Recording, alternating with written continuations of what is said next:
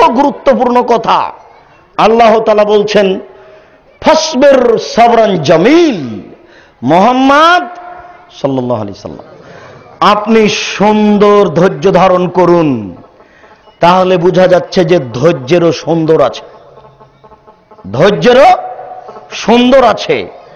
আপনার ছেলেকে আমার ছেলে মেরেছে, আপনি খুব গালি দিলেন, তারপরে বলছেন যে যাক মেরেছে মেরেছে ধৈর্য ধারণ করি।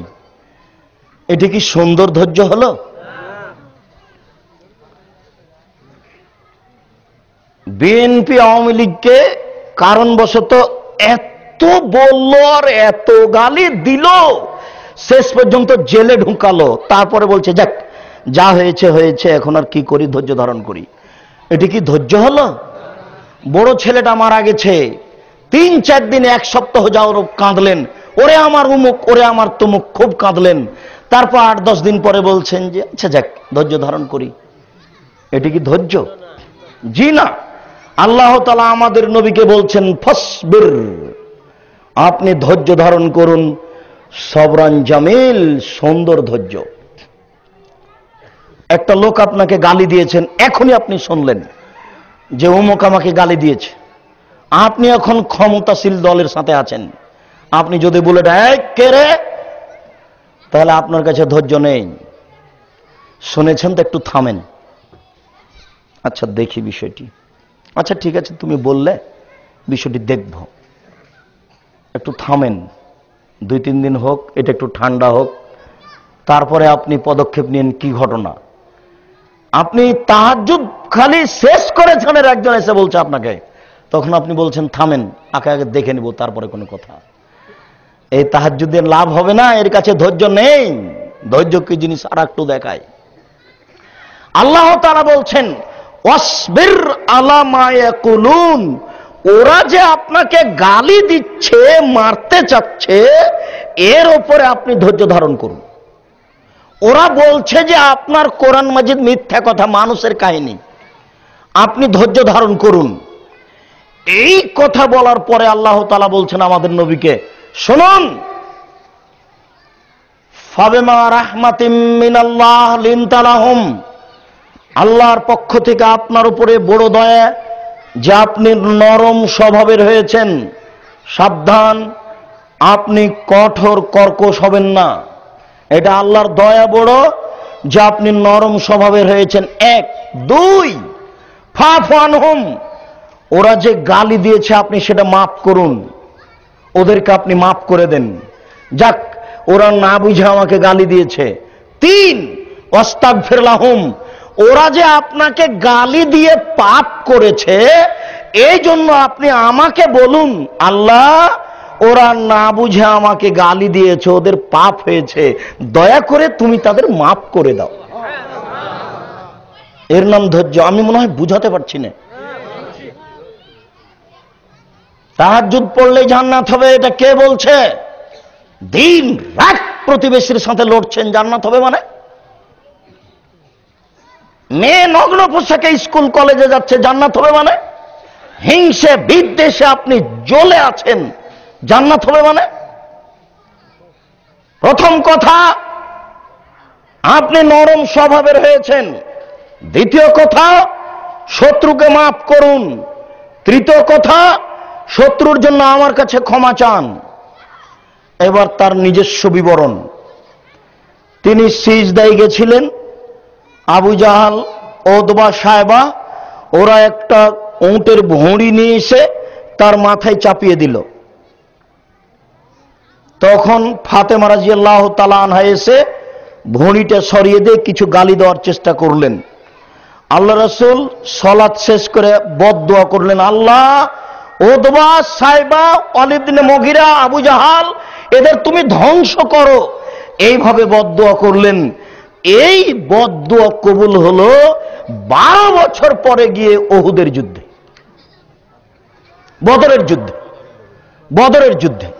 বদরের যুদ্ধের পূর্বে তিনি বলেছিলেন, শোনো আমার সঙ্গী সাথী, এখানে পড়বে ওতবা, এখানে পড়বে সায়বা, এখানে পড়বে ওয়ালিদ ইবনে মুগিরা, এখানে আবু জাহাল, এভাবে আঙ্গুলের দাগ দিয়ে দিয়েছিলেন।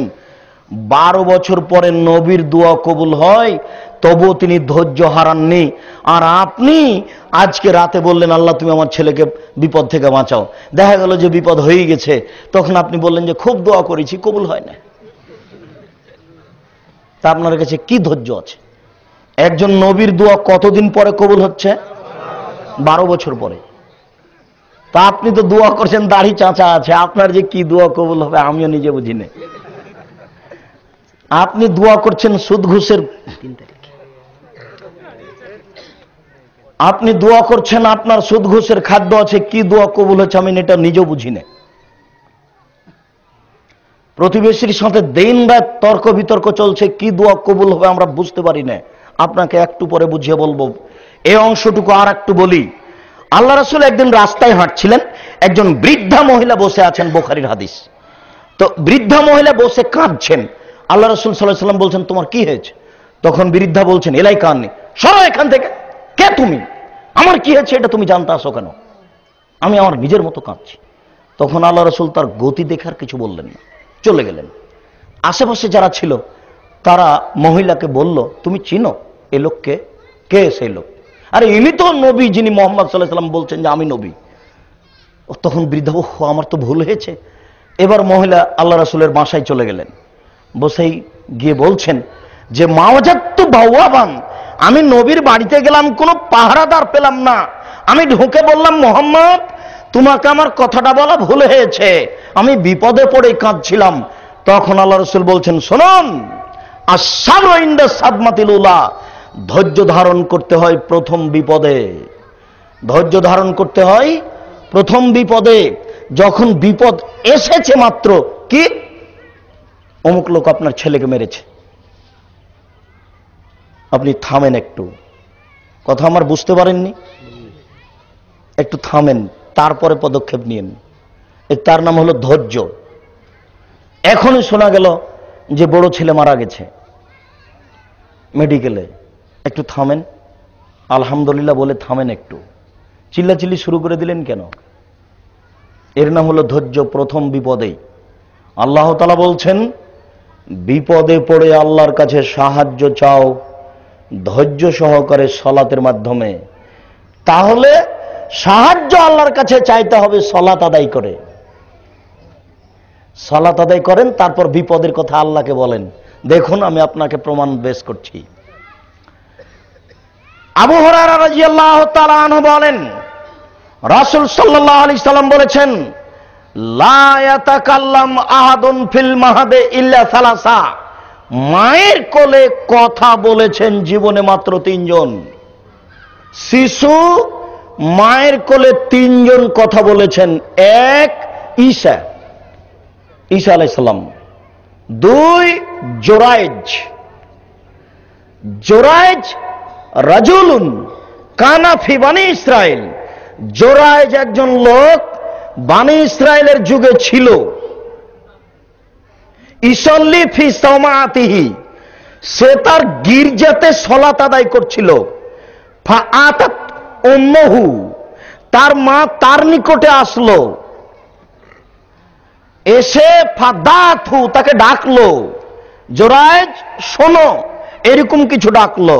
ফাকালা জোরাইজ মনে মনে বলল আ উসাল্লি আম উজিব, আমি সালাত আদায় করব না মায়ের ডাকে সাড়া দিব, আমি সালাত আদায় করব না মায়ের ডাকে সাড়া দিব, এটা ভাবতে ভাবতে থেকে গেছে। তখন তার মা বলছে আল্লাহুম্মা, হে আল্লাহ, লা তুমিথু হাত্তা তুরিহু ওজুহাল মুমেসাত, তুমি ওর মরণই দিও না জেনাকার মহিলাকে না দেখা পর্যন্ত, ও যেন না মরে। আমি তার মা, তাকে ডাকি আর ও নামাজের ভান দেখিয়ে আমার ডাকে সাড়া দেয় না, ও যেন জেনাকার মহিলার মুখ না দেখে ওর মরণ যেন না হয়।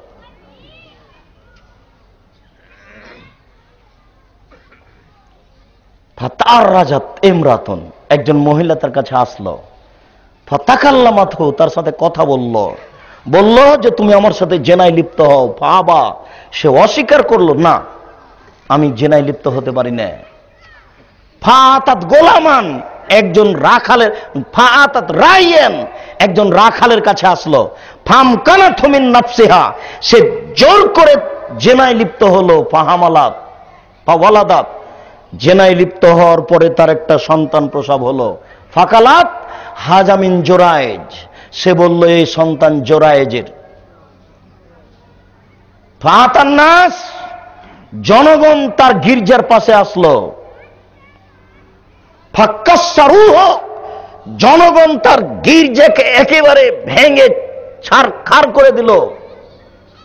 ওয়াসাব্বুহ, নিজের ভাষাতে নানান ভাবে তাকে গালিগুলোজ করলো, মারলো। ওয়ানজালুহ, তাকে ঘর থেকে বের করে দিল। ফাতাওয়াজ্জা, জোরায়েজ অজু করলো। অসল্লা রাকাতাইন, 2 রাকাত সালাত আদায় করলো। ফাতা গোলামান, 2 রাকাত সালাত আদায় করে এসে গোলামকে বলল মান আবুকা, তোমার বাপকে? তখন বাচ্চা বলল রাই, আর রাই, আমার বাপ হচ্ছে রাখাল। এবার জনগণ জানলো যে জোরায়েজের সাথে এই অন্যায় হয়নি, এই অন্যায় কার সাথে হয়েছে? রাখালের সাথে। কালু, তারা বলল নাবনি সাওমাতাকা বিযাহাবে, জোরায়েজ তোমার এই ঘরটা আমরা স্বর্ণ দিয়ে বানিয়ে দিতে চাচ্ছি। জোরায়েজ বলল জি না, আমার ঘরটা মাটির ছিল, মাটি দিয়ে বানাতে হবে। মুসলিম, কিয়ামত পর্যন্ত এই ঘটনার মধ্যে সরিষা ঢোকানো যাবে না। আমি যে এই হাদিস পেশ করে যেটুকু এই পর্যন্ত বলে যেটুকু বলতে চেয়েছি সেটুকু হচ্ছে যে বিপদে পড়ে আগে কি করতে হবে? 2 রাকাত সালাত। বিপদে পড়ে আগে কি করতে হবে? 2 রাকাত সালাত আদায় করতে হবে। উনি 2 রাকাত সালাত আদায় করলেন, তারপরে ছেলেকে গিয়ে বলছেন, তার মানে 2 রাকাত সালাত আদায় করে আল্লাহকে কিছু বললেন। শুনুন, ইব্রাহিম আলাইহিস সালাম এক এলাকায় প্রবেশ করলেন। সেই এলাকায় ছিল স্বৈরাচারী শাসক। ইব্রাহিমকে বলা হলো দাখালা ইব্রাহিম মাহু ইমরা হে হাসানুন নিসা মিনাল আরাব, ইব্রাহিম নামে এক লোক আপনার এলাকায় প্রবেশ করেছে, তার সাথে একজন মহিলা রয়েছে, সে আরব ভূখণ্ডে সবচেয়ে সুন্দরী। ফাউরসিলা ইলাইহি, ইব্রাহিম আলাইহিস সালামের কাছে একজন লোক পাঠানো হলো। বলা হলো মান হে আল্লাতি মাকা, ইব্রাহিম তোমার সাথে যে মহিলা আছে সে মহিলা কে? ইব্রাহিম আলাইহিস সালাম বললেন হে উখতি, সে আমার বোন। তারপরে তিনি চলে গেলেন তার স্ত্রীর কাছে। তার স্ত্রীর কাছে গিয়ে বললেন শোনো, লা তুকাদ্দিবি বিহাদিসি, তুমি আমাকে আমার কথা মিথ্যুক প্রমাণ করো না কেন? আন্নী কাদ আখবারতুহুম আন্নাকে উখতি, আমি বলে দিয়েছি তুমি আমার বোন। এখন যদি তুমি বলো যে উনি আমার স্বামী, তাহলে কিন্তু আমি বিপদে পড়ে যাব, আমি মিথ্যুক হয়ে যাব। ইব্রাহিম আলাইহিস সালাম 3টা মিথ্যা কথা বলেছিলেন, তার এটা একটা যেটা আপনারা শোনেন। এরপরেও তিনি তার স্ত্রীকে রক্ষা করতে পারলেন না। ফারসালা ইলাইহি বিহা, তিনি তাকে তার নিকটে পাঠিয়ে দিলেন। তিনি বললেন সারা, স্বৈরাচারী শাসক তোমাকে ডেকে পাঠিয়েছে, তুমি যাও। স্বৈরাচারী শাসকের ঘরে সারা ঢুকলেন। ফাকামা ইলাইহা, যেমনই সারা ঢুকেছেন তেমনি ও দাঁড়িয়েছে তার গায়ে হাত লাগানোর জন্য। হাত বাড়াতেই সারা বলছেন থামো, আগে ওযু হবে, 2 রাকাত সালাত হবে, তারপরে কথা। তিনি ওযু করলেন, 2 রাকাত সালাত আদায় করলেন। 2 রাকাত সালাত আদায় করে বলছেন আল্লাহুম্মা, হে আল্লাহ, ইন কুনতু আমানতু বিকা ওয়া রাসূলিকা, আমি যদি তোমাকে বিশ্বাস করে থাকি এবং তোমার রাসূল ইব্রাহিমকে বিশ্বাস করে থাকি, ওয়া আহসানতু ফারজি ইল্লা যাওজি, আমার লজ্জা স্থানকে আমার জিন্দেগিতে আমার স্বামী ছাড়া যদি কাউকে ব্যবহার করতে না দিয়ে থাকি, আল্লাহ নির্জনে স্বৈরাচারী শাসকের সামনে তোমাকে আমি 3টা কথা বলছি। 1, আমি যদি তোমাকে বিশ্বাস করে থাকি। 2, আমি যদি তোমার নবী ইব্রাহিমকে বিশ্বাস করে থাকি। আমি ইব্রাহিম আমার স্বামী এ কথা বলছি না, আমি বলছি যে ইব্রাহিমকে আমি নবী বলে মেনে নিয়েছি। আমি বুঝাতে পারছি না, আমি বলছি না যে ইব্রাহিম আমার স্বামী এ কথা আমি বলছি না। আমি বলছি যে আমান্ত বেকা, আমি তোমাকে বিশ্বাস করেছি, তোমার উপরে ঈমান এনেছি। 2, অবে রাসূলেকা, তোমার রাসূল ইব্রাহিমকে আমি রাসূল বলে মেনে নিয়েছি। 3 আসান্ত ফারজি ইল্লা জাওজি, আমার লজ্জা স্থানকে আমার স্বামী ছাড়া জিন্দেগিতে কাউকে কোনোদিন ব্যবহার করতে দিনি। এই কথা যদি আমার ঠিক হয়ে থাকে, ফালা তুসাল্লিত আলাইয়াল কাফেরা, তাহলে তুমি আমার উপরে কোন কাফেরকে জয় করো না। এই কথা বলাও শেষ, হাতে হাতে স্বৈরাচারী শাসক অজ্ঞান হয়ে পড়ে গেছে। বিপদে পড়ে তিনি কি করলেন? আগে সালাত আদায় করলেন, তারপরে নিজের কথা বলছেন। আগে ওযু, সালাত, তারপরে কি বলবেন বলেন, কি বলতে চাচ্ছেন সেটা বলেন। দেখেছেন ঈমানের কত গতি? আপনার স্ত্রী তো টাঙ্গাইলে বসবাস করে, বাড়ির পিছন দিক তো ঘেরাই নেই, সবাই তো তার পেট পিট দেখে। মেয়ে তো কলেজে পড়ে, নগ্ন পোশাক পরে, বলেন আপনি কি দোয়া করবেন? আপনার মেয়েই বা কি দোয়া করবে? আপনার স্ত্রী কি দোয়া করতে পারে? আইনানে তাজনিনে জেনা হুমান নাজর, 2 চোখের জেনা হচ্ছে চোখ দিয়ে দেখা, আল ওজনানে জেনা হুমাল ইস্তেমাও, 2 কানের জেনা হচ্ছে কান দিয়ে শোনা, ওয়াল ইয়াদ জেনা হাল বাতস, হাতের জেনা হচ্ছে হাত দিয়ে ধরা, আর রিজল জেনা হাল মাসি, পায়ের জেনা হচ্ছে পা দিয়ে চলা, জেনাল কালব তাতামানা তাস্তাহি, অন্তরের জেনা হচ্ছে পরিকল্পনা করা, জেনাল লিসানের নুতক, জিহ্বার জেনা হচ্ছে কথা বলা।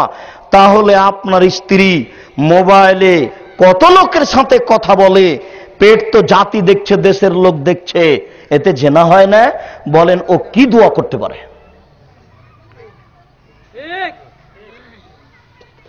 ভুল বুঝে দিন রাত দোয়া করলেন আর বললেন যে কবুল হয় না, দিয়ে নিরাশা হয়ে গেলেন। এ কাজ করিয়েন না। যাক, আব্দুর রাজ্জাক সাহেব, বিপদে তো পড়েই আছি, তাহলে দোয়া তো কবুলই হচ্ছে না, তো দোয়া কি ছেড়ে দেব? জি না, দোয়া কবুল হবে ইনশাআল্লাহ, নিরাশা হয়েন না, এই পথ থেকে ফিরে আসেন।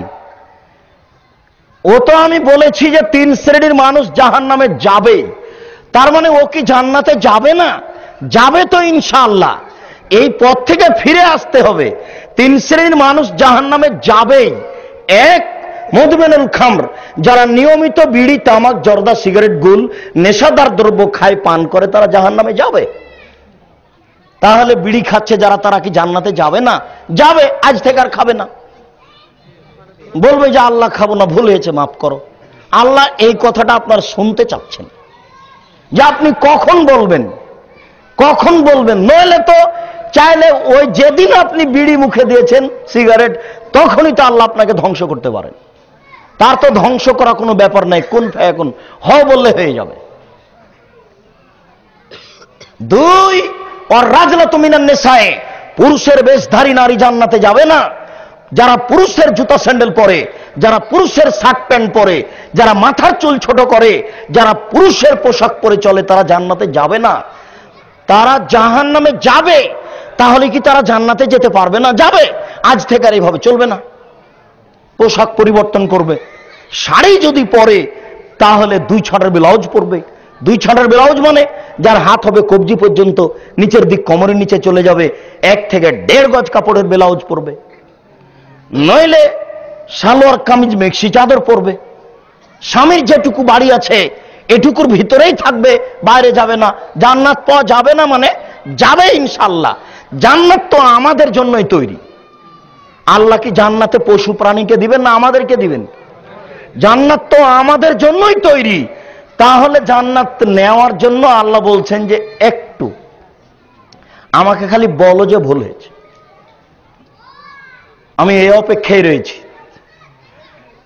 আবু হুরায়রা রাদিয়াল্লাহু তাআলা আনহু বলেন, রাসূল সাল্লাল্লাহু আলাইহি ওয়াসাল্লাম বলেছেন, ইয়ানজিলু রাব্বুনা তাআলা ইলা সামাইদ দুনিয়া কুল্লা লাইলাতিন হিনা ইয়াবকা সুলুসুল লাইলিল আখিরা। প্রত্যেক রাতে আল্লাহ তাআলা সপ্তম আকাশ থেকে প্রথম আকাশে নেমে আসেন। এই ছেলেরা, এই যে সব এই বাচ্চাগুলি যে দাঁড়িয়ে আছে ছুটাছুটি করছে, তোমরা এটা দেখো না?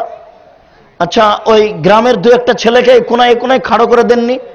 এই তো দিনের ব্যাপার, পরিবেশটা এভাবে হলে অসুবিধা হবে। অতএব এই বাচ্চাগুলি যেন পাশে ছুটাছুটি করতে না পারে, এই ব্যাপারে আপনাদেরকে সোচ্চার হতে হবে।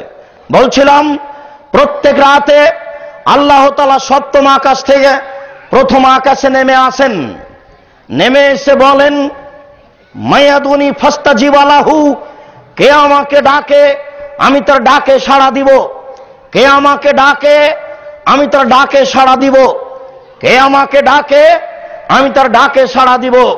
মায়াস আলুনি ফাউতিয়াহু, কে আমার কাছে কিছু চাই, যে যা চাই আমি তাকে তাই দিয়ে দিব। কে আমার কাছে কিছু চাই, যে যা চাই আমি তাকে তাই দিয়ে দিব।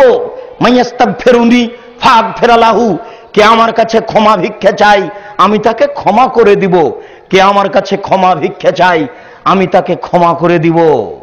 গাফফার, সবচেয়ে বড় ক্ষমাশীল, দয়াশীল, প্রত্যেক রাতে শেষ আকাশে এসে সকাল পর্যন্ত এভাবে চিৎকার করে বলতে থাকেন, আদম সন্তান বড় নিমুখ হারাম, রাত 3টায় টিভি বন্ধ করেছে, সকাল 8টায় উঠবে, বলেন ও আল্লাহর ডাকে কি সাড়া দিবে? আপনি ভোর 6টায় উঠছেন, 5টায় উঠছেন, আপনি কি আল্লাহকে ডাকবেন? আজ থেকে যে কয়েকজন আছেন মুরব্বী যুবক, তোমরাও সতর্ক হও। আজ থেকে রাতে যখন ঘুম ভাঙবে তখনই উঠতে শিখো। রাতে যখন ঘুম ভাঙবে তখনই উঠে সুন্দর করে ওযু করে আল্লাহর ডাকে সাড়া দাও। কি চাচ্ছ তুমি তাকে বলো। যুবক, মুরব্বিয়ানে কেরাম, আপনি কি চাচ্ছেন তাকে বলুন। তিনি প্রথম আকাশে নেমে এসেছেন, আপনার কথার তিনি অপেক্ষা আছেন, তিনি প্রতীক্ষমান অপেক্ষা করছেন সকাল পর্যন্ত। কি বলতে চাচ্ছেন আপনি তাকে বলে ফেলুন। আবু হুরায়রা রাদিয়াল্লাহু তাআলা আনহু বলেন, রাসূল সাল্লাল্লাহু আলাইহি ওয়াসাল্লাম বলেছেন, আলাইকুম বিকিয়ামিল লাইলে, নিশ্চয় তোমাদের রাতে উঠে ইবাদত করা একটা জরুরি কাজ। আমাদের নবী মুহাম্মদ সাল্লাল্লাহু আলাইহি ওয়াসাল্লাম বলেন, নিশ্চয় রাতে উঠে তোমাদের ইবাদত করা একটা জরুরি কাজ। কেন? ফাইন্নাহু দাবুস সালিহিনা কাবলাকুম, রাতে উঠে আল্লাহকে কিছু বলা এটা পূর্বের ভালো মানুষের কাজ। আপনার দাদা, আপনার খুব ভালো মনে আছে, রাত 3টায় উঠে বদনাতে করে পানি নিয়ে ওযু করতেন, খক খক করতেন, মসজিদের দিকে আগে যেতেন, মনে পড়ে না আপনার? আপনার তো মনে আছে যে আমার দাদাকে আমি দেখেছি, ওই যে রাতে উঠেছিলেন একটা বদনা নিয়ে, পেশাব পায়খানার দিক থেকে আসলেন, ওযু করছিলেন খক খক করে, তাহলে তারা রাতে উঠতেন। তাহলে আপনার দাদার যদি এই গতি হয়, তার পূর্বে যারা ছিল তাদের আরো ভালো ছিল। বুঝাতে পারছি না মনে হয়। তার পূর্বে যারা ছিল তারা আরো ভালো ছিল। কেননা আমাদের নবী বলছেন যে ফাইন্নাহু দাবুস সালিহিনা কাবলাকুম, রাতে উঠে আল্লাহকে কিছু বলা এটা তোমাদের পূর্বের লোকের কাজ। না, ভালোভাবে মনে হয় বুঝাতে পারছি না। রাতে উঠে আল্লাহকে কিছু বলা এটা তোমাদের পূর্বের লোকের, এটা নীতি, এটা তাদের অভ্যাস ছিল, এটা তাদের বৈশিষ্ট্য, এটা তাদের গতি, তোমরাও করো। কেন? হুয়া কুরবুন লাকুম ইলা রাব্বিকুম, রাতে উঠে কিছু বললে তুমি আল্লাহর নিকটে হয়ে যাও। এক, রাতে উঠে কিছু বললে তুমি আল্লাহর নিকটে হয়ে যাও। দুই, মুকাফফিরাতুন লিযুনুবে, রাতে উঠে আল্লাহকে কিছু বললে আল্লাহ ওটা ক্ষমা করে দেন, পাপটা ক্ষমা করে দেন। তিন, মানহাতুন আনিল ইসমে, রাতে উঠে আল্লাহকে কিছু বললে এই কাজটা আপনাকে পাপ থেকে দূরে রাখে। এবার রাতে তাহাজ্জুদ পড়ার পরেই আপনি সকালে, এই ছেলে তুমি রাতে তাহাজ্জুদ পড়ার পরেই সকালে কলেজে গিয়ে একটা মেয়েকে সাথে করে এক রিকশায় উঠে যাচ্ছ, ছবি উঠাচ্ছ, তখন তোমার মনে রাতের ওটা বিবেকটা বা কাজটা বাধা দিচ্ছে। ছি ছি ছি ছি, কি করি, রাত্রে এভাবে আল্লাহকে বললাম, দিনে আবার এর সাথে ঘুরি, এটা কেমন হয়? এটাই আল্লাহ রাসূল বলছেন। আল্লাহ রাসূল বলছেন যে তুমি রাতে উঠো, 3টা কাজ হবে। এক, এতে তুমি আল্লাহর নিকটে হয়ে যাবা। দুই, এতে তোমার পাপ মুছে যাবে। তিন, এতে তুমি পাপ থেকে দূরে থাকবা। রাতে উঠে আপনি কান্নাকাটি করুন, নিশ্চিত ইনশাআল্লাহ 2 মাস, 6 মাস, 2 বছর, 5 বছর, 10 বছর পরে আপনার গতি ফিরবেই ইনশাআল্লাহ। আপনাকে তখন খারাপ লাগবে যে ছি ছি ছি, জমিটা এইভাবে দখল করলাম, না জমিটা তো আমি জানি যে এটা আমার বাপের জমি নয়, এটা দলীয় দাপটেই করেছি, এটা ঠিক হয়নি। ভাবি চিন্তা করবে এটা কেমন হয়ে গেল, দেবরের সাথে এত ঘন কথা বললাম, আমি বোরখা পরে রাস্তায় চলি, রাতে তাহাজ্জুদ পড়ি, ভাবির সাথে দেবরের সাথে এত গল্প করি, তা একটু বাধা দিবে। এখন কেন বলছে এই আহমদ শুন, এনে পাশে বস, গল্প কর, এটা তাকে বাধা দেয় না কেন? বিহাই আসার সাথে সাথে বিহাইন মনে হচ্ছে তার যে কত কাছের মানুষ, আসেন আসেন বসেন, সবকিছু দিচ্ছে। একবারও কেন তার ভিতরে কেউ বলে না ছি ছি ছি ছি, কাজটা কেমন হলো, সে তোমার বিহাই, তার সাথে তো আমার এইভাবে আশা খারাপ, এটা বলে না কেন? যখন বলবে তখনই ওটার নাম ইমান। যতক্ষণ বলে না ততক্ষণ ভিতরে ইমান নাই, ইমান কোনো কাজ করে না। আল্লাহ হায়ু মিনাল ইমান ওয়াল ঈমান ফিল জান্নাহ, লজ্জাই হচ্ছে ইমান, ইমানই হচ্ছে জান্নাত, লজ্জাই হচ্ছে ইমান, ইমানই হচ্ছে জান্নাত, লজ্জাই হচ্ছে ইমান, ইমানই হচ্ছে জান্নাত। এই মহিলা দেবরের সাথে গল্প করতে খারাপ মনে করে না কেন? তার মানে ইমান কোনো কাজ করে না। এই মেয়েটা বোরখা পরে আছে, তার বন্ধুর সাথে এক রিক্সায় চলতে খারাপ মনে করে না কেন? তার মানে ও নামাজ পড়ে বটে কিন্তু ইমান কোনো কাজ করে না।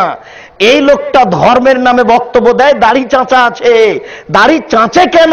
তার মানে ইমান তার কোনো কাজ করে না। শুনুন, দলীয় দাপটে জমি দখল করছে, তাহাজ্জুদও পড়ে, মানে ইমান কোনো কাজ করে না। ইমান যেদিন ভিতরে ঢুকবে সেদিন সে এগুলো বলবে যে এটা ঠিক নয়। বলছিলাম আবু হুরায়রা রাদিয়াল্লাহু তাআলা আনহু বলেন, রাসূল সাল্লাল্লাহু আলাইহি ওয়াসাল্লাম বলেছেন, ইয়াকুদু শায়তানু সালাসা ওকাদিন আলা আহাদে রাসে আহাদিকুম আলা কাফিয়াতে রাসে আহাদিকুম। যখন তোমরা রাত্রে ঘুমাও, প্রত্যেকটা মানুষ, পুরুষ নারী যখন রাত্রে ঘুমায় তখন শয়তান আসে, এসে তার চুলে 3টে গিরা লাগায়, 3টে গিরা লাগায়, আর গিরা লাগানোর সময়তে এভাবে হাত দিয়ে থাবা মারে আর বলে আলাইকুম লাইলান তাবিলা ফারকুদ, ঘুমাও, আলাইকা লাইলান তাবিল, তুমি ঘুমাও, রাত অনেক আছে, তুমি ঘুমাও, রাত অনেক আছে, এইভাবে শয়তান বলে। ওই জন্য তো আপনি দেখতে পান, আজকে বলেছেন যে আব্দুর রাজ্জাক সাহেব বলেছেন রাতে উঠতে হবে, এবার যখন আপনি রাতে উঠতে যাবেন তখন দেখেন আপনার মনটা বলবে আচ্ছা যাক, আচ্ছা না কালকে উঠবো, আচ্ছা একটু পরে উঠবো। এরই নাম শয়তান। এই শয়তান কাজ করছে, শয়তানি বলছে। এবার যদি আপনি ঈমানের শক্তি দেখিয়ে উঠে যান, ফাযাকার আল্লাহ, আপনি যদি বলতে পারেন আলহামদুলিল্লাহিল্লাযী আহিয়ানা বাদা মা মাতানা ওয়া ইলাইহিন নুশুর, ওই আল্লাহর প্রশংসা যে আল্লাহ আমাকে মারার পরে জীবিত করলেন, এই কথা বললেই এক গিরা খুলে যাবে। এই বাক্যের এত পাওয়ার, হাত দিয়ে গিরা খোলা লাগবে না। আবু হুরায়রা রাদিয়াল্লাহু তাআলা আনহু বলেন, আমাদের নবী মুহাম্মদ সাল্লাল্লাহু আলাইহি ওয়াসাল্লাম বলেছেন, এই যে বাড়িটা দরজা, এই দরজাতে পাল্লা আছে, আপনি পাল্লা বন্ধ করার সময় বলেন বিসমিল্লাহ, এই দরজা দিয়ে শয়তান ঢুকবে না।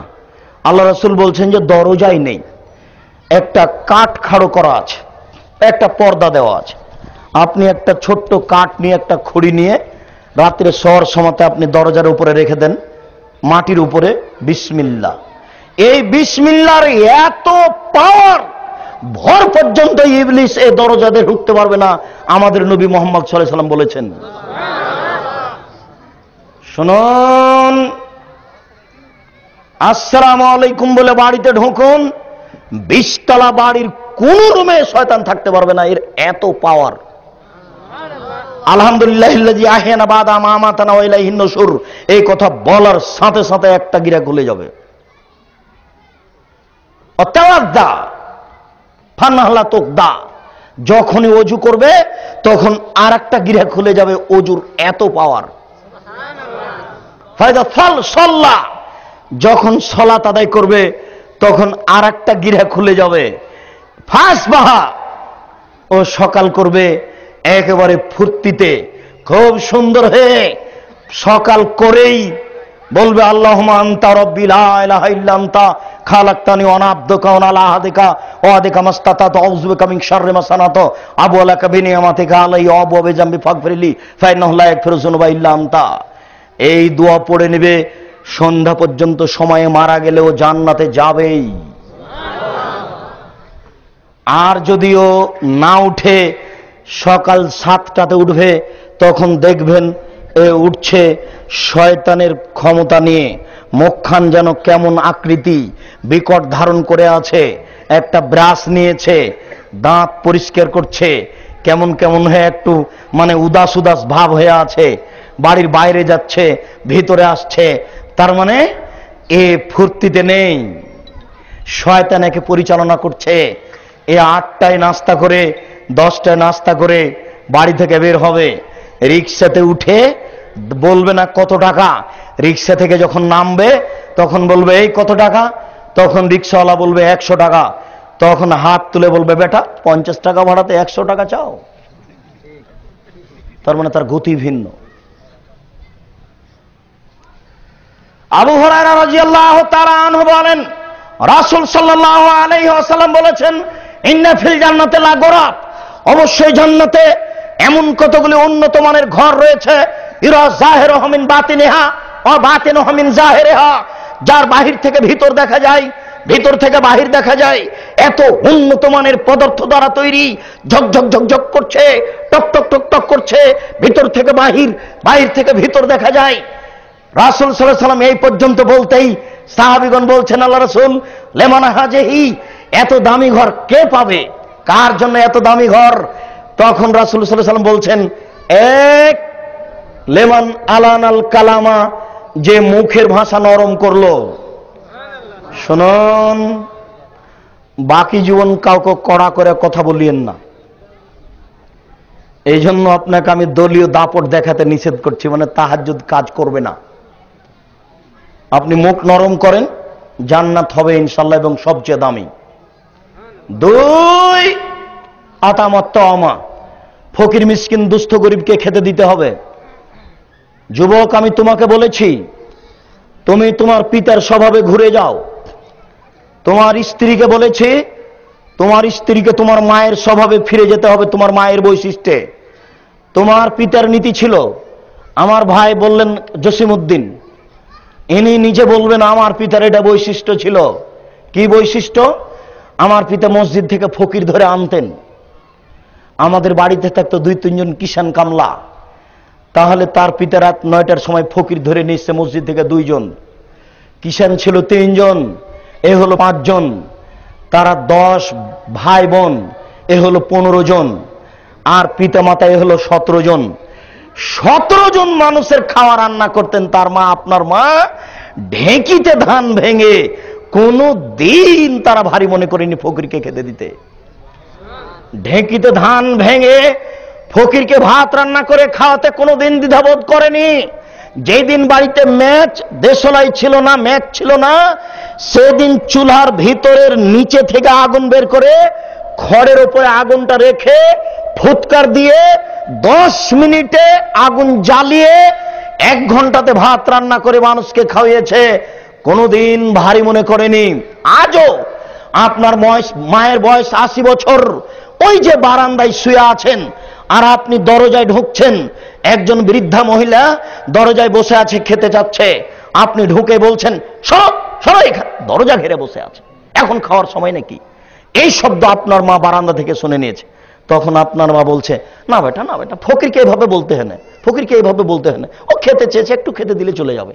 এটা আপনার মায়ের কথা, এখনো 80 বছর বয়স। শুনুন, আপনাকে বলছি, রাত 10টায় আপনি একজন মেহমান নিয়ে গেছেন বাড়িতে, আপনার স্ত্রী যেখানে রান্না করে সেখানে আছে ফ্রিজ, মানে সব তরকারি রেডি, সেখানে আছে গ্যাসের চুলা, চাউল রেডি আছে, সবকিছু রেডি থাকার পরে আপনার স্ত্রী বলছেন লাখ সিটকানি দিয়ে, হ্যাঁ এত রাত্রে মেহমান নিয়ে এসেছ, কে রান্না করে খাওয়াবে? তুমি খাও, হিসাব করো না, হোটেলে খাইয়ে নিয়ে আসতে পারো নি?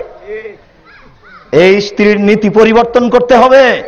স্ত্রী যদি মায়ের স্বভাবে ফিরে না যায়, স্ত্রীকে তালাক দেন। আমি তালাক দিতে আদেশ করিনি, পরামর্শ দিলাম। তবে ফকিরকে ভিক্ষুকে খেতে দিতে হবে, আপনি খেতে দিতে বাধ্য, আপনি বাধ্য।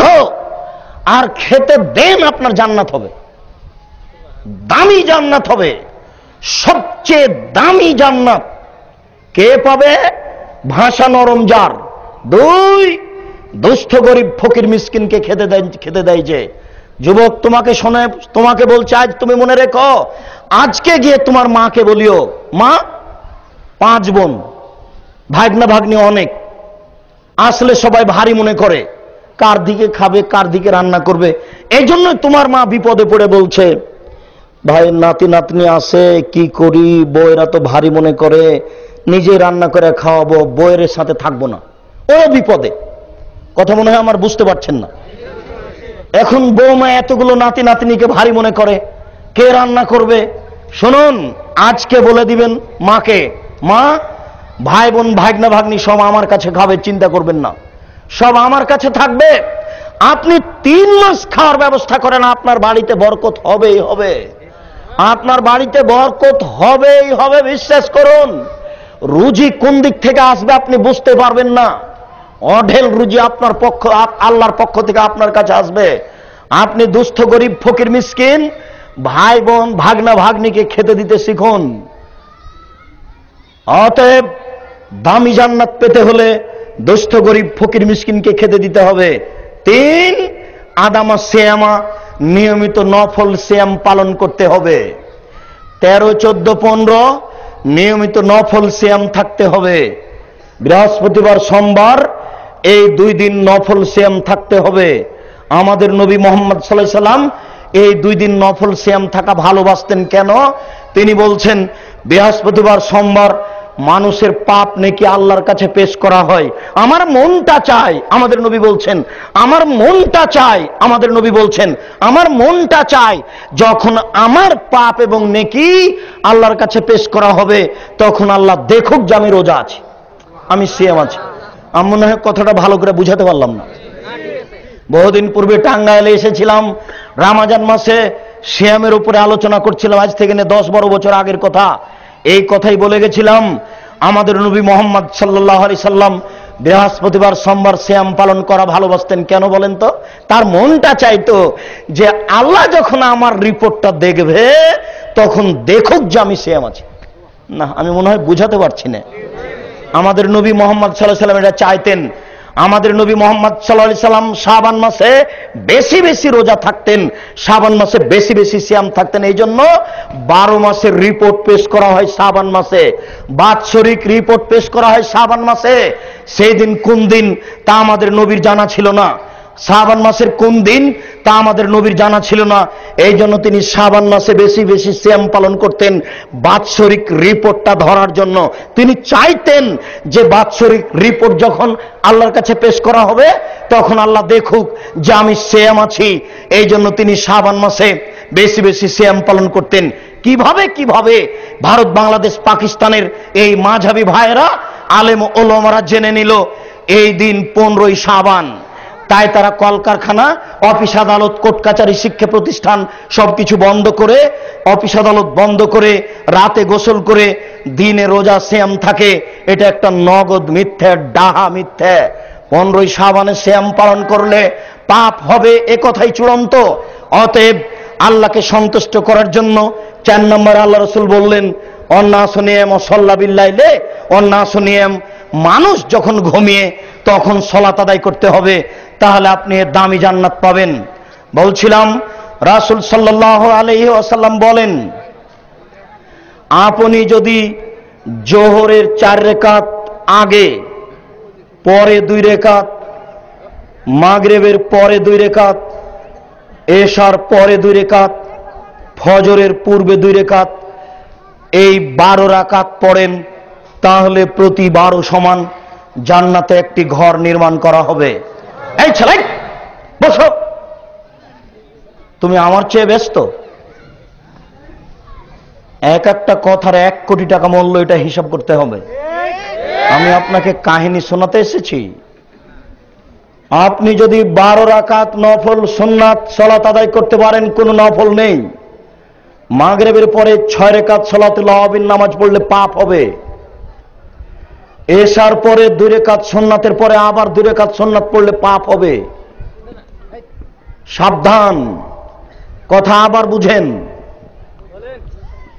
এশার পরে 2 রাকাত আর বেশি নয়, মাগরিবের পরে 2 রাকাত আর বেশি নয়, ফজরের পূর্বে 2 রাকাত আর বেশি নয়, জোহরের আগে 4 পরে 2, এই হলো 12। 12 সমান জান্নাতে একটি ঘর নির্মাণ করা হবে। আবার শুনুন, উম্মু হাবিবা রাদিয়াল্লাহু তাআলা আনহা বলেন, আল্লাহ রাসূল বলেছেন, জোহরের আগে 4 পরে 4, তার উপরে জাহান্নামী হারাম, ও জাহান্নামেই যাবে না। আবার বুঝেন, জোহরের আগে 4 পরে 4, মধ্যে তো 4 আছে, ওর সাথে কোনো আপোষ নাই। মধ্যের 4 আছে, তার সাথে আপোষ নাই, মানে কি বুঝলেন? ওটা ফরজ। জোহরের আগে 4 পরে 4 তা আপনার জন্য জাহান্নামী হারাম। আবার শুনুন, জোহরের আগে 2 পরে 2, দুটা সহিহ হাদিস পড়েন, নেকি হবে। কি নেকি হবে এই কথা আল্লাহ রাসূল বলেননি, আমি বুঝাতে পারিনি এখনো। জোহরের আগে 2 পরে 2 পড়েন, সহিহ হাদিস, নেকি হবে, কোনো সমস্যা নেই। কি নেকি হবে আল্লাহ রাসূল বলেননি সাল্লাল্লাহু আলাইহি ওয়াসাল্লাম, নেকি হবে। জোহরের আগে 4 পরে 2 জান্নাতে ঘর নির্মাণ হবে। জোহরের আগে 4 পরে 4 জাহান্নামী হারাম। মনে থাকবে না? খুব খেয়াল করে থাকবেন। রাসূল সাল্লাল্লাহু আলাইহি সাল্লাম বলেন, মান সাল্লা 4 রাকাতিন লিযুহা ওয়া 4 ফিল উলা, কেউ যদি চাস্তের 4 রাকাত সালাত আদায় করে, জোহরের টাইম হতে যাচ্ছে, হয়ে এসেছে, এরকম সময়ে যদি 4 রাকাত পড়ে, তাহলে তার উপরে জাহান্নাম হারাম, আর তার জন্য জান্নাতে ঘর নির্মাণ করা হবে। ভালো করে মনে রাখবেন, এটা কিন্তু জোহরের সুন্নাত নয়। আবার বুঝেন, চাস্তের 4 রাকাত আর জোহরের টাইম হয়ে এসেছে, এরকম সময় 4 রাকাত। বুঝতে পারলেন না মনে হয়? জোহরের পরে 4 আছে, ওটা ভিন্ন। এই কথায় আল্লাহ রাসূল আবার বলছেন, মান সাল্লা 4 রাকাতিন কাবলা যোহরে ইয়াদিলনা সাহারা, কেউ যদি জোহর হতে যাচ্ছে এরকম সময় 4 রাকাত সালাত আদায় করে, রাতে তাহাজ্জুদ পড়ে যত নেকি হয়েছে তাই হবে। তাহলে জোহরের টাইম হতে যাচ্ছে এরকম সময় 4 রাকাত, এটা পৃথক সালাত। মান সাল্লা 4 রাকাতিন কাবলা আসরে রাহিমাল্লাহু আলাইহি, কেউ যদি আসরের পূর্বে 4 রাকাত সুন্নাত পড়ে, তাহলে আল্লাহ তার প্রতি বিশেষ দয়া করবেন। কি দয়া করবেন এ কথা আল্লাহ রাসূল বলেননি। তিনি বলেন, মান সাল্লা রাকাতাইনে কাবলাল আসরে রাহিমাল্লাহু আলাইহি, কেউ যদি আসরের পূর্বে 2 রাকাত পড়ে, তাহলে আল্লাহ তার প্রতি দয়া করবেন। তাহলে বোঝা যাচ্ছে যে আসরের পূর্বে সুন্নাত পড়া যায় 4 অথবা 2, 4 অথবা 2। রাসূল সাল্লাল্লাহু আলাইহি সাল্লাম বলেন যে রাকাতানে কাবলাল ফজরে খায়রুম মিনাদ দুনিয়া ওয়া মা ফিহা, ফজরের 2 রাকাত সুন্নাত সারা পৃথিবী এবং পৃথিবীর ভিতরে যা কিছু আছে সবকিছু চেয়ে উত্তম। বলেন তো টাঙ্গাইল জেলার দাম কত হতে পারে? সারা বাংলাদেশের দাম, এশিয়া মহাদেশের। রাসূল সাল্লাল্লাহু আলাইহি সাল্লাম বললেন, সারা পৃথিবী এবং এতে যা কিছু আছে সবকিছু বিক্রি করে যা হবে, ফজরের 2 রাকাত সুন্নাতের দাম তার চেয়ে অনেক অনেক অনেক গুণে বেশি। কত গুণে বেশি সবাইকে বুঝাতে পারছি না। আমার ভাই সভাপতি সাহেব এনারা বুঝেন, এটা হলো ইসিম তাফজিল, মানে বেহিসাব বেশি। এই সারা পৃথিবীর চেয়ে কত বেশি ফজরের পূর্বে 2 রাকাত সুন্নাত, তা আপনাকে আমি বুঝাতে পারছি না। আপনি ফল পাননি বলে বুঝতে পারছেন না, কিন্তু আপনি যে পড়ছেন না, যেদিন আপনি বুঝতে পারবেন আরে কেন যে সুন্নাত 2 রাকাত পড়িনি, সেদিন যে বুঝে কোনো লাভ হবে না। অতএব আজকেই বুঝুন, নইলে আপনার ভুল হবে। শুনুন, রাসূল সাল্লাল্লাহু আলাইহি সাল্লাম বলেন, এদিকে লক্ষ্য করুন, বেকুল্লে তাসবিহাতিন সাদাকা, সুবহানাল্লাহ বললে সাদকার নেকি হয়। অবেকুল্লে তাহমিদাতিন সাদাকা, আলহামদুলিল্লাহ বললে সাদকার নেকি হয়। অবেকুল্লে তাকবিরাতিন সাদাকা, আল্লাহু আকবার বললে সাদকার নেকি হয়। অবেকুল্লে তাহালিলাতিন সাদাকা, লা ইলাহা ইল্লাল্লাহ বললে সাদকার নেকি হয়। আমরুন বিল মারুফে সাদাকা, ভালো কাজের আদেশ করলে সাদকার নেকি হয়। অনাহিন আনিল মুনকারে সাদাকা, মন্দ কাজের নিষেধ করলে সাদকার নেকি হয়। ওয়া ইজুজিলাহা রাকাতানে আল্লাতি ইয়ারকাউ নাস জোহান, মানুষ যদি চাস্তে 2 রাকাত সালাত আদায় করে, এতগুলি কাজ করে যত নেকি হবে, 8টা 8:30টার সময় 2 রাকাত নামাজ পড়লে তত নেকি হবে। এবার শুনুন, রাসূল সাল্লাল্লাহু আলাইহি সাল্লাম বলেন, কেউ যদি ফজরের সালাত জামাতে পড়েছে, ফজরের সালাত জামাতে পড়ার পরে 2 বসে তাসবিহ তাহলিল জিকির আজকার করছে, করতে করতে করতে হাত্তা তাতলু আশ-শামস, সূর্য উঠে গেল, ও সাল্লা রাকাতাইন, তখন 2 রাকাত সালাত আদায় করলো, আজরুহু কা আজরিল হাজ্জ উমরা তাম্মা তাম্মা তাম্মা, তাহলে হজ এবং উমরার নেকি হবে পূর্ণ হজ পূর্ণ উমরা, পূর্ণ হজ পূর্ণ উমরা, পূর্ণ হজ পূর্ণ উমরা। শুনুন, ফজরের সালাত জামাতে পড়ার পরে ওখানে বসে থাকতে হবে, বসে তাসবিহ তাহলিল জিকির আজকার চলবে। আব্দুর রাজ্জাক সাহেব, অত জিকির কি করব, কোনটা বলবো? কিছুই যদি না জানেন তো সুবহানাল্লাহি ওয়া বিহামদিহি বলতে পারবেন না? আর না হলে সুবহানাল্লাহি ওয়া আলহামদুলিল্লাহি আল্লাহু আকবার, সুবহানাল্লাহি ওয়া বিহামদিহি বলতেই থাকেন, এতেই হবে। আর না হলে লা ইলাহা ইল্লাল্লাহ, ওই পীর সাহেবের মতো নয়, শুধু খালি চুপে চুপে বলবেন লা ইলাহা ইল্লাল্লাহ, লা ইলাহা ইল্লাল্লাহ, সূর্য উঠে যাক, এরপরে 2 রাকাত সালাত আদায় করবেন, পূর্ণ হজ উমরার সমান নেকি হবে। এর নাম চাস্তের সালাত। 8টা 8:30টার সময় পড়ুন, এর নাম সূর্য ওঠার পরে পড়েছেন, এর নাম ইশরাক। 8টা 8:30টার সময় পড়েছেন, এর নাম চাস্ত। 10:30টা 11টা 11:30টার সময় পড়বেন, এর নাম হচ্ছে আওয়াবিন। একবার পড়লে আর পড়তে হবে না, একটাই সালাত, নাম 3টে, একটাই সালাত, নাম 3টে, মনে থাকবে না? সূর্য ওঠার পরে পড়লে তার নাম ইশরাক, 8টা 8:30টায় পড়লে তার নাম চাস্ত, 10:30টা 11টায় পড়লে তার নাম আওয়াবিন। একবার পড়লে আর পড়তে হবে না, এক সালাত, নাম 3টে। রাসূল সাল্লাল্লাহু আলাইহি সাল্লাম বলেন, কেউ যদি সুন্দর করে ওযু করে 2 রাকাত সালাত আদায় করে, মনে মনে কথা না বলে, তাহলে তার অতীতের সব পাপ ক্ষমা হয়ে যাবে। রাসূল সাল্লাল্লাহু আলাইহি সাল্লাম বলেন, কেউ যদি সুন্দর করে ওযু করে 2 রাকাত সালাত আদায় করে, মনে মনে ভয় ভীতি নিয়ে, তাহলে তার জন্য জান্নাত জরুরি। রাসূল সাল্লাল্লাহু আলাইহি সাল্লাম একদিন ফজরের সালাত আদায় করে বলছেন, বেলাল এদিকে শোনো, বুঝলাম না, যতবারই আমি জান্নাতে ঢুকি দেখি তুমি আমার আগে আগে জুতা পায়ে দিয়ে হাঁটো, বলো তো বেলাল তুমি কি আমল করো? তখন বেলাল রাদিয়াল্লাহু তাআলা আনহু বলেন, আল্লাহ রাসূল, আমি তো এমন কোন আমল দেখতে পাই না, তবে ওযু করলে 2 রাকাত সালাত আদায় করি, তবে মসজিদে ঢুকলে 2 রাকাত সালাত আদায় করি, মসজিদে ঢুকলে 2 রাকাত সালাত আদায় করি, ওযু করলে 2 রাকাত সালাত আদায় করি। তখন আমাদের নবী মুহাম্মদ সাল্লাল্লাহু আলাইহি ওয়াসাল্লাম বলছেন, বেহেমা, বুঝেছি বেলাল, এই কারণেই তো তুমি আমার আগে আগে জান্নাতে জুতা পায়ে দিয়ে হাঁটো। বেলাল, আমি বুঝে ফেলেছি, এই কারণেই তুমি আমার আগে আগে জান্নাতে জুতা পায়ে দিয়ে হাঁটো। সম্মানিত দিনী ভাই, নফল সালাতের দীর্ঘ আলোচনা আমাদের অন্য আলোচনাতে আছে। আজকের জন্য যা বললাম তাতে আপনি নফল সালাতকে মূল্যায়ন করে, অন্তত বেশি না পারলে রাতে ঘুম ভাঙলেই 2 রাকাত সালাত আদায় করে আল্লাহর কাছে কান্নাকাটি করে বলুন, রাব্বিগফির ওয়ারহাম ওয়া আনতা খায়রুর রাহিমিন, হে আমার প্রতিপালক, তুমি ক্ষমা করো, তুমি দয়া করো, তুমি যে বড় দয়াবান, তুমি যে বড় ক্ষমাবান।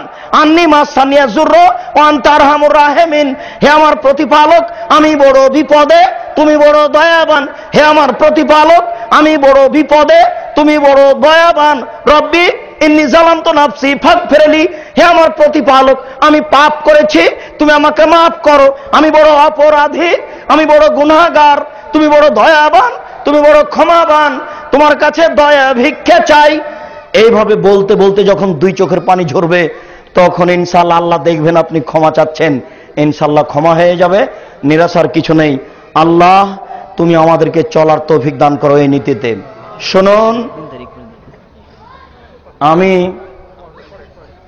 রাজশাহী নওদাপাড়া মাদ্রাসার শিক্ষক দীর্ঘদিন থেকে। এরপরে আমি দীর্ঘদিন থেকে ভাবছিলাম ঢাকায় বা ঢাকার আশেপাশে এমন একটা বড় জায়গা কোথায় পাওয়া যাবে যেখানে একটা বড় প্রতিষ্ঠান নির্মাণ করা হবে, বাংলা ইংরেজি আরবি উন্নত মানের শিক্ষা অর্জন করে তারা এদেশের জাতির আকীদা আদর্শের পরিবর্তন করবে। আলহামদুলিল্লাহ তাকদিরবশত ঢাকা রূপগঞ্জ নারায়ণগঞ্জ জেলার মধ্যে পড়ছে পূর্বাচলের পাশে, এলাকার লোকেরা আমাকে এক জায়গায় 14 বিঘা জমি দিয়েছে, এক প্লটে 14 বিঘা জমি। সেখানে 2013 সালের 24শে আগস্ট প্রতিষ্ঠান চালু হয়েছে। আলহামদুলিল্লাহ এখানে প্রতিষ্ঠান চলছে, এখন ছাত্র শিক্ষক সেখানে উপস্থিত। আমার অন্তরে দীর্ঘদিন থেকে যেটা বলছিল সেটা আলহামদুলিল্লাহ আল্লাহ কবুল করেছেন। এই জন্য আমি আপনাদেরকে বলছি, আপনাদের কাছে আমার প্রথম দাবি, আপনারা আল্লাহর দরবারে বলবেন, আল্লাহ আব্দুর রাজাক সাহেব যে প্রতিষ্ঠান খুলেছেন এটা তুমি কবুল করো। আপনাদের কাছে দ্বিতীয় দাবি, আপনাদের কোনো পরামর্শ দেওয়ার থাকলে আপনি দিবেন, আপনার পরামর্শ মূল্যায়ন করবে ইনশাআল্লাহ। আপনার কাছে তৃতীয় দাবি, যেহেতু রাসূল সাল্লাল্লাহু আলাইহি সাল্লামেরও মানুষের পয়সার প্রয়োজন ছিল, তিনি নিজে কোনো কাজ করতে পারেননি পয়সা ছাড়া। এই দুনিয়াতে পয়সা ছাড়া কাজ হয় না, কাজে আপনাকে আর্থিকভাবে সহযোগিতা করার অনুরোধ। এবং ছেলে সামনে জানুয়ারি থেকে মেয়ে, ছেলে মেয়ের উভয়ের উন্নত মানের ব্যবস্থা আমরা গ্রহণ করছি দিয়ে আপনি এই প্রতিষ্ঠানকে সহযোগিতা করুন। আমরা বলছি আল্লাহ তুমি আমাদের কবুল করো, আমরা এখানে একটি উন্নত মানের প্রতিষ্ঠান গড়ে তুলতে চাই যেখানে ছেলেরা উন্নত মানের আরবি ইংরেজি বাংলা শিখে এই দেশের জাতির আকীদা আদর্শের পরিবর্তন করবে, যে কোনো অন্যায়ের মোকাবেলা করবে। এই উদ্দেশ্যে এই প্রতিষ্ঠানটি গড়ে উঠেছে। আপনারা প্রতিষ্ঠানটি মূল্যায়ন করুন। যে দিক থেকে যান, আপনার কাঞ্চন ব্রিজ থেকে দেবই বাজার এই প্রতিষ্ঠানকে মূল্যায়ন করুন। এরপরে আমরা চিরদিন থাকবো না, আব্দুল্লাহ বিন ফজল রাহিমাহুল্লাহ চলে গেছেন, আমরাও চলে যাব। আমাদের বইগুলি মূল্যায়ন করুন, বিশেষভাবে যে উপদেশ বইটি, আমার জীবনে যেসব কথা বলেছি আমি উপদেশ বইটিতে সব লিখে ফেলেছি, আপনারা তা মূল্যায়ন করুন, নিজে পড়ুন, আর একজনকে পড়ার জন্য দেন। এরপরে জিজ্ঞাসা উত্তর, আমার কাছে সময় নেই, সময় প্রায় শেষের দিকে। আপনারা বইগুলি সংগ্রহ করুন আর আপনারা প্রশ্নের উত্তরগুলি শুনুন। বেসলাতি লোক কি মুসলিম সমাজে থাকতে পারে? নামাজ পড়ে না তখনও সে অমুসলিম হিন্দু নয়, তাকে সমাজে রাখতে হবে, সলাতের জন্য বলতে হবে। কসর নামাজের পদ্ধতি সম্পর্কে জানতে চাই। যখনই আপনি বাড়ি থেকে বের হচ্ছেন সফর, তখন বাড়ি থেকে বের হয়েই যেখানে সলাতের টাইম হবে সেখানে কসর করবেন, 3 কিলো দূরে হোক আর 50 কিলো দূরে হোক। কত তারিখে প্রোগ্রামটা বলছো? ও 4 তারিখে টাঙ্গাইলে কোথায় প্রোগ্রাম আছে? টেংরাপাড়া, সেখানে উপস্থিত হবেন। দয়া করে বলবেন স্বামী তার স্ত্রীর স্তনের দুধ পান করতে পারবে কি না, এই কথা জিজ্ঞাসা করার আপনার কি প্রয়োজন? স্বামী যদি তার স্ত্রীর দুধ পান করে তাহলে স্ত্রী হারাম হবে না, এতে বিবাহের কোনো সম্পর্কের ক্ষতি হয় না। স্ত্রীর দুধ পান করবে কেন? এটা বাচ্চার আহার, এটা তার বোকামি, তা করবে কেন? এরকম বোকামি কাজ করতে যাবে কেন? এই প্রশ্ন সুন্দর নয়। সহি তওবা কোনটি? কান্নাকাটি করে আস্তাগফিরুল্লাহ অত বেলায় পড়বে, 2 রাকাত সালাত আদায় করবে। দয়া করে বলবেন ছেলে ও মেয়ের বিবাহ দেওয়া জায়েজ কোন সময়? যুবক যুবতীর বিবাহ দিবে এটাই ঠিক, তবে মেয়ের বিবাহ ছেলের বিবাহ পিতা যখন বুঝবে তখন দিতে পারেন। যুবক হওয়ার আগেও বিবাহ দেওয়া যায়, একাধিক সহিহ হাদিস। যুবতী হওয়ার আগে বিবাহ দেওয়া যায়, একাধিক সহিহ হাদিস। দয়া করে বলবেন তারাবির নামাজ সঠিক কত রাকাত? 8 রাকাত। 20 রাকাতের হাদিস জাল, 20 রাকাত পড়তে হবে না। রাইফেলের গুলির মতো করে যে তারাবি 20 রাকাত পড়বেন, নেকি কি দিয়ে হবে? জুমার আজান একটা না সহি নাকি দুইটা? জুমার আজান একটা দিলে রাসূলের সুন্নাত হবে। দ্বিতীয় আজানকে সেই কালে আব্দুল্লাহ ইবনে উমর বেদাত বলেছেন। অতএব দ্বিতীয় আজানের কোনো সুযোগ নেই। কেউ বিপদে পড়ে ইজতেহাদ করে উসমানের কথা মানবে, সেটা ভিন্ন কথা। তবে দ্বিতীয় আজান সেই কালেই আব্দুল্লাহ ইবনে উমর বেদাত বলেছেন, সাবধান থাকুন। মসজিদ কমিটির লোক মসজিদের নিকট দিয়ে সব সময় যাতায়াত করে, অথচ কিন্তু শুক্রবার ছাড়া এক ওয়াক্ত সালাত আদায় করে না। তারা মহাপাপী, তারা মসজিদের কমিটি থাকতে পাবে না। 2 জন মিলে নামাজের জামাত শুরু করলে তৃতীয় জন ব্যক্তি যদি 1-2 রাকাত পাবে, তাহলে সে মুক্তাদি কি করবে? যা পেয়েছে তা হবে তার প্রথম, যা পেয়েছে তা হবে তার প্রথম। 1 রাকাত পালে আর 1 রাকাত যোগ হবে সূরা ফাতিহা অন্য সূরা। আর 2 রাকাত পেয়েছে আর 2 রাকাত শুধু সূরা ফাতিহা। যা পেয়েছে তা প্রথম, ইমামের শেষ কিন্তু তার প্রথম। মাযহাব কি? মাযহাব কিছুই না। মাযহাব মানবে যারা, তারা রাসূলকে উপেক্ষা করবে। রাসূল তো আর মাযহাবকে মানতে বলেনি। মাযহাব মানা মানে রাসূলকে অমান্য করা, সাবধান থাকবেন। পীর কি? পীর কিছুই না। পীর মানে বৃদ্ধ। আর বর্তমান পীর মানে যাদেরকে শয়তান পরিচালনা করে। খুব সাবধান থাকবেন, পীর ধরা যাবে না। যারা বলে যার পীর নাই শয়তান তার পীর, এটা ধর্মকে ধ্বংস করার কৌশল। জামে মসজিদে একবারের বেশি জামাতের সাথে নামাজ পড়া যাবে কি? একাধিকবার যাবে, সহিহ হাদিস। যায় নামাজে নামাজ পড়া যাবে কি? ইমামের জন্য যায় নামাজ রাখতে পারে, আর কারোর জন্য রাখা যাবে না। যারা মিথ্যা মশলা দেয় তাদের সাথে আপোষ করা যাবে কি? জি না, তাদের সাথে আপোষ করা যাবে না। জানাজার নামাজে সূরা ফাতিহা পড়া যাবে কি? অবশ্যই পড়তে হবে। জানাজাই বলতে সূরা ফাতিহা। জান্নাতে মহিলাদের জন্য কি সেবার ব্যবস্থা রয়েছে? মেয়েদের জন্য যদি ব্যবস্থা না থাকে তাহলে মেয়েদের জন্য জান্নাত নয়। জান্নাত এমন একটা জিনিস, যার যা প্রয়োজন তাই আছে, যার যা প্রয়োজন। পরি দ্বারা, পীর ধরা জায়েজ কিনা? পীর ধরা হারাম, পাপের কাজ। আকিকা কি 7 দিনের পরে করা যায়? জি না। 14 দিনে 21 দিনের হাদিস জয়ীফ। 7 দিনের পরে আকিকা চলবে না। রুকুর পরে পুনরায় হাত বাঁধতে হবে কি? রুকুর পরে পুনরায় হাত বাঁধার কোনো হাদিস আমরা অবগত হতে পারিনি। রুকু থেকে উঠে হাত ছেড়ে দিতে হবে, এটাই ঠিক। হজ্জের একটি সফরে কয়টি উমরা? হজ্জের একটি সফরে 1টি উমরা। 2টা উমরা করলে বিদাত হবে, হজটাই বাতিল হবে। যদি মিকাতের বাইরে চলে যায় কোনো কারণে, তাহলে আবার ঢুকলে এহরাম বেঁধে উমরা করতে পারে। আহলে হাদিস পরিচয় দেওয়া, এটা কি? আহলে হাদিস পরিচয় বলতে পৃথিবীতে যেখানে যারা মানুষের মতামতকে উপেক্ষা করে কোরআন এবং সহিহ হাদিস মেনে চলে, তারাই আহলে হাদিস। সে যে হোক না কেন, যেখানে হোক না কেন। এটা কোনো মতের নাম নয়, এটা কোনো দলের নাম নয়, এটা একটা বৈশিষ্ট্য, এটা কোনো মাযহাব নয়।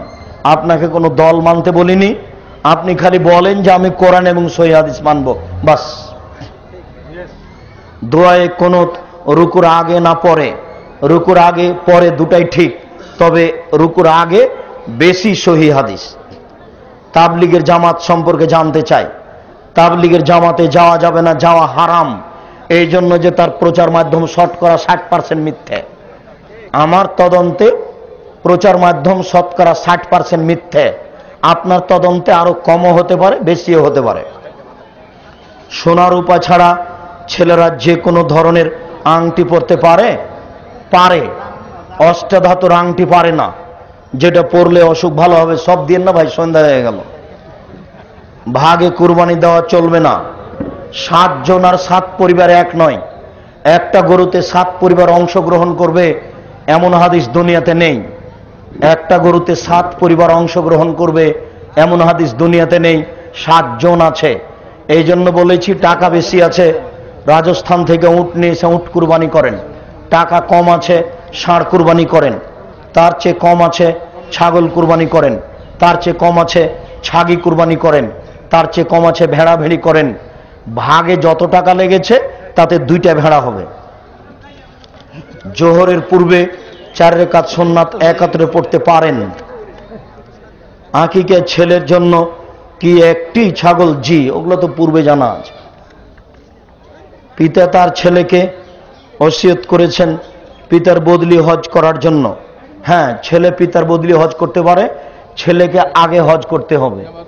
সামনে বছর তুমি তোমার হজটা করে নাও, তারপরের বছর তোমার বাপের করিও। শুকরিয়া, জাযাকুমুল্লাহ খায়ের। আল্লাহ আমাদের যারা মারা গেছে তুমি তাদের কবরের শাস্তি মাফ করো। আমরা যারা অসুস্থ তুমি তাদের আরোগ্য দান করো। আমরা যারা বেঁচে আছি তুমি তাদেরকে তোমার রাসূলের পদ্ধতি অনুযায়ী চলার তৌফিক দান করো। জি, সৌদির সাথে একই দিনে ঈদ হবে না। পৃথিবীতে ঈদ 2-3 দিন হবে। 5 মিনিটের কম বেশি দিন পরিবর্তন হয়ে যায়। কাজেই সারা পৃথিবীতে একদিনে ঈদ হবে, এটা একটা ভ্রান্ত আকীদা। একদিনে হবে না, সাবধান থাকুন। ইসলামী ব্যাংকের লেনদেন সুদ কি? ইসলামী ব্যাংকের সাথে ব্যবসা করা যাবে না। জরুরি প্রয়োজনে টাকা রাখতে পারেন লাভ ছাড়াই। মানুষ জান্নাতে যাওয়ার পর কি চার? শুকরিয়া, জাযাকুমুল্লাহ খায়ের। সময় পার হয়ে গেছে, মনে কিছু নিয়েন না। আবার যদি আমরা আসি আপনাদেরকে বিস্তারিত শোনাবো ইনশাআল্লাহ। এ বলে আজকের কথা শেষ করলাম। সুবহানাকা আল্লাহুম্মা ওয়া বিহামদিকা আশহাদু আল্লা ইলাহা ইল্লা আনতা আস্তাগফিরুকা ওয়া আতুবু ইলাইক। নামাজের ভিতর মহিলাদের মুখ ও হাতের কবজি খোলা রাখার বিধান হাদিসের দ্বারা প্রমাণ কি? জি, মহিলারা সালাতে মুখ খুলে রাখবে, ঢাকতে হবে না। আর হাতের কবজি খুলে রাখা যায়, সালাতের সময় হাত ঢেকে রাখতে হবে। প্রকাশ করার প্রয়োজন নেই, কাপড়ের ভিতরে থাকবে, তবে মুখ খোলা থাকবে। সিগারেট খেয়ে ওযু করিয়া নামাজ পড়লে নামাজ হবে কি? সিগারেটই তো হারাম, ওর তো কোনো ইবাদতই কবুল হয় না। সিগারেট খেলে ওযু নষ্ট হবে না, তার ইবাদত কবুল হবে না, এই জন্য যে এটা হারাম খাদ্য। জি, বাহাসের জন্য দাওয়াত দিলে আসবেন কি? আপনার সাথে যে আমরা বাহাস করা প্রয়োজন মনে করি না। আপনাকে তো আমরা অনেক বড় শিক্ষিত মনে করি, কাজে আপনার সাথে আমরা বাহাস করতে চাচ্ছি না। আপনি কোরআন এবং সহিহ হাদিসের কথা বলেন, জনগণ আপনারটা মানবে। যারা নামাজে আমিন আসতে বলে তারা 8 টাকা। শুকরিয়া, জাযাকুমুল্লাহ খায়ের। সুবহানাকাল্লাহুম্মা ওয়া বিহামদিকা আশহাদু আল্লা ইলাহা ইল্লা আনতা আস্তাগফিরুকা ওয়া আতুবু ইলাইক। আসসালামু আলাইকুম ওয়া রাহমাতুল্লাহ।